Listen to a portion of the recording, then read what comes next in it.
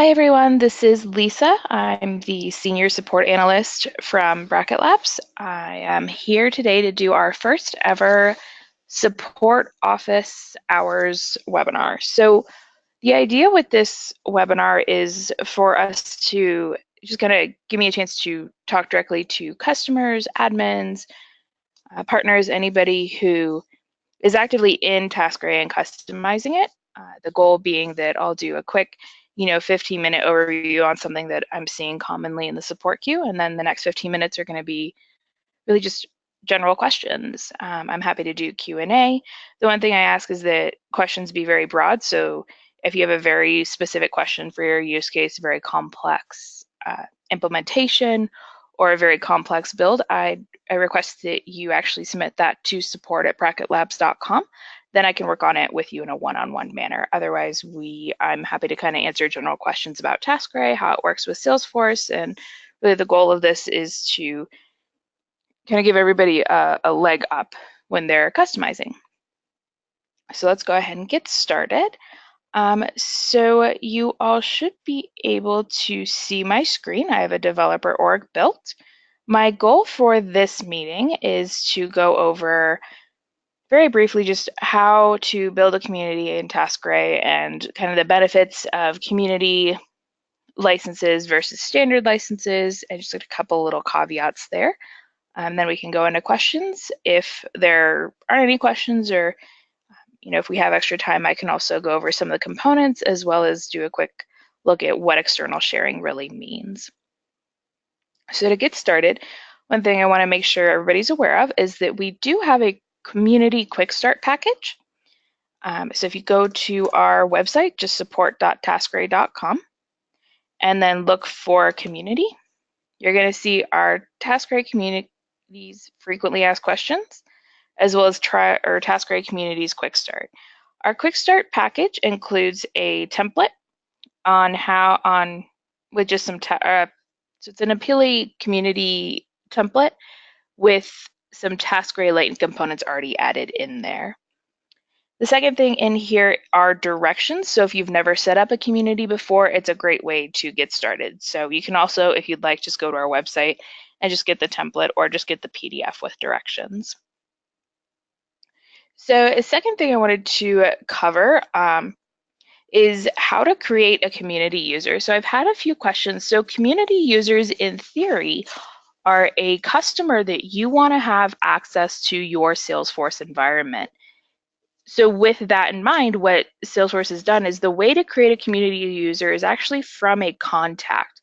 Salesforce is assuming that you have this individual already as a contact in Salesforce because they're a customer, or they're someone you want to share their account information with. So the first thing we're going to do is we're going to go to an account, and I'm going to show you how to convert someone into a contact, or sorry, a contact into a community user. It's actually very easy. So what I'm going to do is I'm going to the Edge Communications contact. Reason is that I already have a project connected to this account, so it'll be real easy for me to just kind of show you what this looks like in the community. So next we're going to go into their contacts. So I'm going to go to Rose, and I'm going to use Rose's contact as an example. And so what I'm going to do is in my drop down here, I apologize everyone, I got to get into Classic for this one. So this is easier to do in Classic than it is in Lightning. One of the just few things that are easier. Most things are a little bit more intuitive in Lightning nowadays. But what I've done is just gone to Rose's Classic Salesforce contact record. And as you can see here, I have some buttons. If you don't have this button, you can add it into your page layout. But it just says Manage External User. What you do is you click that drop down and Enable Customer User. Now what this is going to require is that you, as the admin, the person who's creating this individual, has a role assigned to them. So what that means is I'm going to go ahead and pop into my users, and I'm going to look at my user record. I have the CEO role assigned. Without a role assigned, this process will blow up on you. So Salesforce will send you a note, or not a note, I apologize, a error message saying that you need to have a role assigned. So what I'm going to do for the profile is I'm actually going to use the Customer Community Plus user license. I have 5 of these available to me in a developer org. Now there's 2 licenses here. Customer Community and Customer Community Plus. TaskRay works with both. However, for the kind of best and best experience for your users and for those that have a little bit more interaction between the customer and the project, I'd recommend the Customer Community Plus. The limitation is that with the Customer Community Plus, we are not able, or with the Customer Community Plus, sorry, you can a customer user can assign records they currently own, as well as they can reassign records to themselves, or they can reassign records they don't own to somebody else. With the community login, they can't claim those records. So a community user can create records, they can own records they've created, but they're not able to reassign those records. So when you're looking through whether or not you want to choose community versus community plus, those are kind of those limitations, and those limitations specifically are coming around what Salesforce allows those licenses to do. So again, Salesforce is assuming these are customers that you're interacting with, so they lock down the sharing and kind of what those users can do in order to make sure that your data is protected and your company's information is protected. So again, Customer Community Plus, typically the best way to go. You have a little bit more flexibility. There's a lot more these licenses can do. However, if you just need somebody to be able to come in, create their own tasks, complete their own tasks, and just kind of do overall view what the project looks like and see kind of data in those tasks, that's when I'd recommend Customer Community. Just for safety's sake, I'm going to do Customer Community Plus on this one. It's automatically going to choose my profile. I don't have a custom profile in here. So next I'm going to go ahead and hit save. Now, Rose is automatically a contact, and the cool thing is now if I go back to her contact record, which again is this is a standard Salesforce user record in Classic, I'm going to go to her contact record just via the lookup here. And when I do that, now if I click on this Manage External User, I can now log in as her. This is fantastic for testing. As you're building out communities, one of the things I highly, highly recommend anybody doing, even if you've been building communities for years, make sure you always log in at each step. Reason is that some of the components in communities can have different settings. You want to make sure that nothing blew up on you, but having the customer able to just kind of log in directly from their contact record, that's one of those tricks that it took me a little while to get, so I want to make sure everybody knows those as well. So when you log into the community as the user, whoops, you actually have to set up the community first. So I forgot one step on Rose. So Rose, while she is currently an active user, she doesn't actually have permissions to TaskRay. So let's talk through, we recently released 2 additional permission sets inside of our new package. You may have seen them. They're the external read-only and the external standard access permission sets. Now, these were created specifically because there are a few reasons they were created, one of which was that Salesforce made some minor, tiny changes in the permissions to community users, which, in order to kind of streamline things on our end, what we had ended up doing is created 2 additional permission sets, the external read-only and the external standard access. Now, these permission sets are specific for community users. So as you see in here, we have external read-only and external standard access. They work the same as our normal ones. Read-only, they can't edit. Standard access is going to be base level, what you want to give to everybody, and then I recommend testing to see if you need to change it. So I'm going to go ahead and give Rose the standard access permission set. I'm going to go back in and log in as her again. Whoops. And I ended up back in Lightning again. I apologize. So I'm going to go in and try logging into the community as her again. All right, so I'm still getting this error. So in terms of troubleshooting, this is typically what I'll see and what I'll do. I'm going to go into that project. So she's attached to my Edge Communications account. So I know on my Edge Communications account, I have her available. So what I'm going to do is just to make sure she has access is I'm going to add Rose to my team. Now I've added Rose to the team. What this is going to do is give her access to the project, but not give her, it doesn't actually assign her any tasks. So with this, now Rose can see the project. She has access to it. Just for fun, I'm going to go ahead and assign her some tasks. I'm going to have her review the webinar. There we go. And I'm going to have her print the collateral, and then I'm going to have her draft the marketing literature.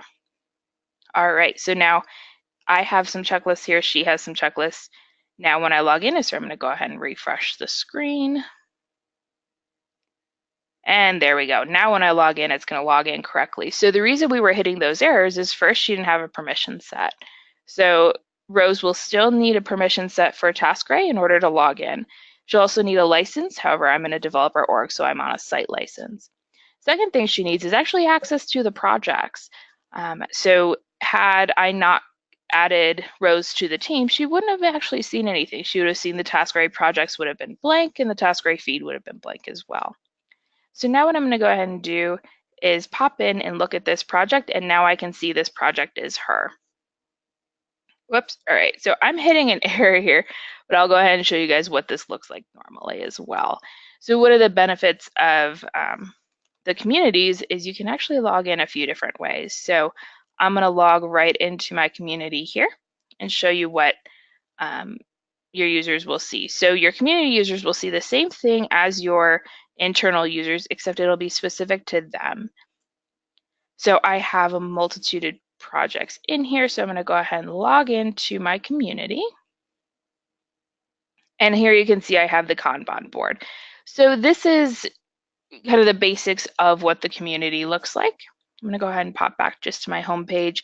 So we have a few components on here.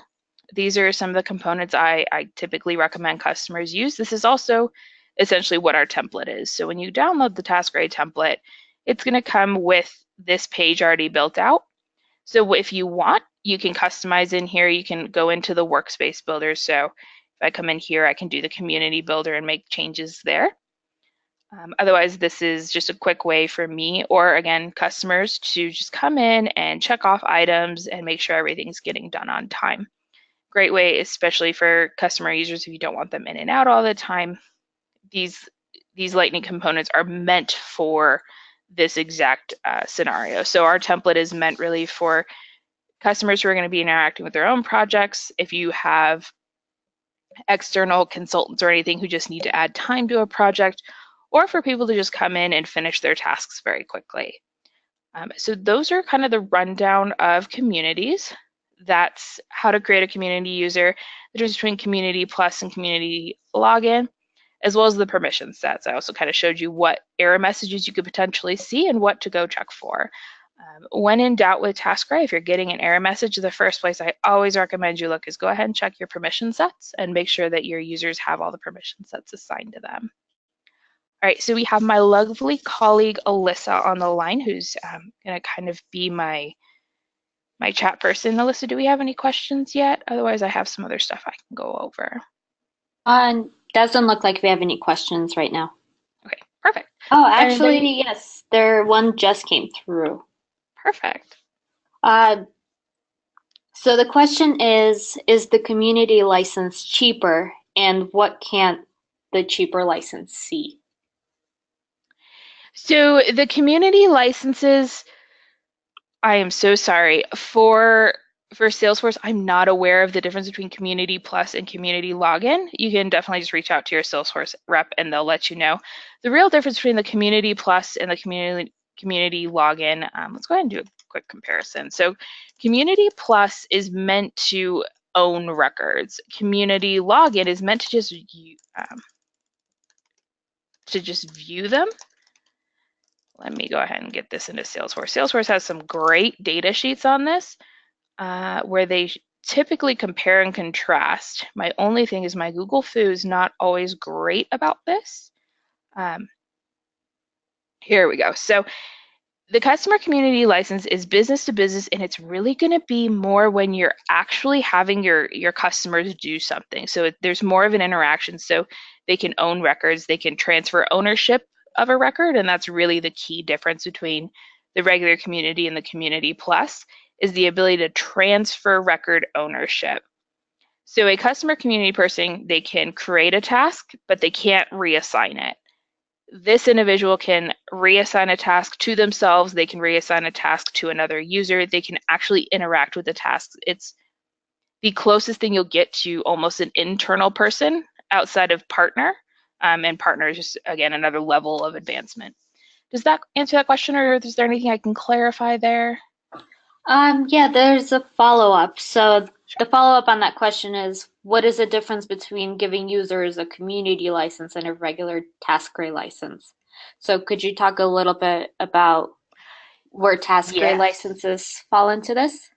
Absolutely, I'd be happy to. So TaskRay licenses, so you'll need a TaskRay license for every user within Salesforce who's going to be accessing the TaskRay app, whether they're a community user, a standard user, or a partner user, admin, anybody. Everyone's going to need the same TaskRay license. The difference comes with the community licenses with Salesforce. With our license, the internal users are going to still have access to all of Salesforce. When you're building a community is really only going to show them what you've seen here. It's almost like you've created a mini portal or mini web page with very, very limited access. So as you can see, as the community user, I can click in here, but I don't have the same tabs up here as I would in Salesforce. So in Salesforce, I could pop over to reports, I could pop over to accounts or contacts. With the community, you are very tightly managing what people are able to access and see. With a standard Salesforce user, they have the full Salesforce access. So they're able to pop around, they have access to um, chatter, or like they can go into their own chatter, they have access to content, really anything you've given there. So in terms of TaskRay licensing, we require a TaskRay license for every user, community, Salesforce or non, because they're getting the same features and functionality within the app. The difference between a community user is a community user in Salesforce is going to be limited on what they can see and what they can access and what they can do. In terms of what that means for TaskRay, it's really just task ownership transfer. So ownership reassignment is where it comes into play with TaskRay. Does that answer that question? One just came through. So community users can still see everything, all projects, etc., within the TaskRay app. So it sounds De- like it just depends on what access they have to which projects. Is that correct, Lisa? Correct. It's going to depend on their project access. So if you have sharing settings set up, so I don't believe I do in here, but if we had our sharing settings set to private, that community user would only be able to access the projects they're a team member of. So when I added Rose as a team member, I was giving her access to that project. Um, if you have everything open, yes, they can access any project, any task you'd like. If you don't want that, you go ahead and make these private, and then it will be limited to community users. They won't have access to anything unless you explicitly grant it by adding them as a team member. What other questions do we have? That looks like it for now. Thank you for answering that question. Perfect. All right, so the only other thing I wanted to walk through is external sharing. So external sharing, we've had a few webinars on this. However, the other way to share information on TaskRay with users outside of your internal organization, so communities are one way. The other way is via our external sharing link. So we have the external sharing link. I just want to give a caveat that the external sharing link uses public sites in Salesforce. So what we've done is essentially taken a snapshot of the plan view for a project, including the info and the team tabs. And we've created a way for your users to access it externally. Now, the one caveat here is that this is a publicly available site. So these links work similar to how the Google Drive links. So you can create a Google Drive link that's publicly accessible, meaning anybody with that link can access that information. Same idea here. So with an external sharing link, once I send the external sharing link out for this, everybody with that link can access it. So just want to make sure that I brought that up in terms of communities. Communities give you control so that you can control who has access and visibility here. External sharing is another way to give that same view, caveat being that it is now a publicly accessible link. You can turn that off and kind of disable it, but just wanted to kind of tell that's really the big difference between external sharing and communities. Is communities, you maintain control over your data and who has access to it. With the external sharing link, anybody with that link now has access. So it's more similar to a Google Drive link than the community is. Any questions on that or any other questions I can answer? Not on communities, just anything at all? With external sharing, can people still complete tasks or do anything with them? No. External sharing is 100% read-only. Nothing gets pushed back into Salesforce from that link. It's just a quick snapshot of where the project is in a moment in time. But it does not allow completion or checklists or any editing on that project or task. All right, so there are a couple of other questions that aren't community specific. So question number one, does TaskRay integrate with any request forms or systems? So TaskRay is 100% native. With integrations, we have an integration, like a explicit integration with Box, GridBuddy. We have a pseudo integration with ShareInPix. The reason I say pseudo integration is again, we are 100% native to Salesforce. So depending on the app you're looking to integrate, if they work with custom objects in Salesforce, they'll work with TaskRay. In terms of request forms, we don't have any explicit integrations with request forms. However, form assembly is a great Salesforce form tool I've seen work. Yeah, if you're looking for a specific app, I'd recommend just reaching out to that app provider and seeing how they interact with custom objects, and then we can go from there. We do have the ability to add custom tabs with Visual Force pages into your tasks and projects now. So there's a lot we can do to customize there, but again, if that app provider works with custom objects, they'll work with TaskRay. Great. And the second question is, what are best practices for multiple departments in an org using TaskRay? Ooh, good question. So multiple departments in an org using TaskRay, I have a couple recommendations, and they're really kind of driven off of a specific use case. So typically, I'm sure you've looked on our website, we're very cautious around record types. Reason is it's just a one-way street. You can't really back up from it. So once you go down the record type route, because you can't back up, we tend to want to make sure you are making very much the right decision. Now, if you have multiple departments, one of the things you can do is create a custom field on your tasks and projects that is a pick list that outlines that department, and you can automate and template and make it so that all of those tasks that are assigned to each department are correct. Then you can use them in here to sort by. So you can have your users only ever sort by their department. You can have it sorted by board filters. However, if your departments are going to have very, very different task statuses here, so meaning in the Kanban lane, if each department is going to need their own and they have to be specific, they can't, double up or maybe skip step tasks or anything, then you'd want to do record types. So to solve that department issue, there's two ways to do it. You can use a custom label and a custom field on the tasks and projects, or you can do record types. Kind of the decision maker between them is if you need wildly different list values here, so your tasks are going to hit very different lanes in the Kanban, then I would recommend record types. Otherwise, a custom field and using our task card labels and sorting here and board filters will give you all of the same interaction. I'm just listing multiple reasons. You don't have to have a board filter, but you could do a board filter or sort or a label or anything like that. Good question, though. Perfect. What other I questions do we have? I do not see any other questions at this time. Yeah, Perfect. no questions that I can see. Awesome. Well, thank you so much, everyone, for participating. And we will be doing these once a month. So if you have ideas or requests or anything you'd like to see done, feel free to kick it over to me.